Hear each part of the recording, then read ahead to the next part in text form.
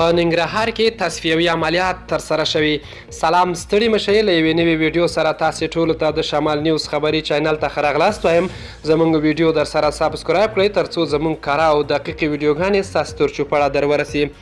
په ننګرهار کې د تصفیوي عملیاتو په لړ کې 545 میله درنې او سپکې وسلې، 11 سرحدي وسایط، ګڼ شمېر مهمات او نظامي تجهیزات نیول شوي دي.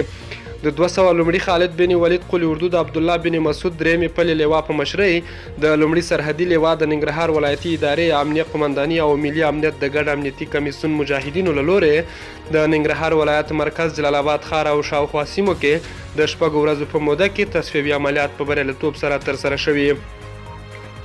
د دغه عملیاتو په پایله کې د احسان الله په نوم یو کس چې د انسان تښتونکو له لورې د سره رود ولسوالۍ شیخ مصري سیمه کې په یوه کلا کې ساتل شوی و او 28 ورځې پرله پسې سخت شکنجه شوی هم و، د مجاهدینو له لورې آزاد او د اختطافګرو د نیولو هڅې دوام لري.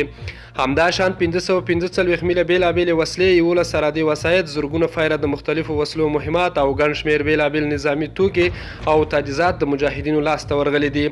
الحمدلله د عملیاتو په جریان کې مجاهدین له هیڅ ډول ګواښ او مقاومت سره نه دي مخامخ شوي. یا د عملیات په بریا سره پای ته ورسېدل. د 200 لومړي خالد بن ولید قلي اردو ویان مولوي وحید الله محمدي، مننیات چې د ویډیو تر پایه را سره لیدونکي وئ.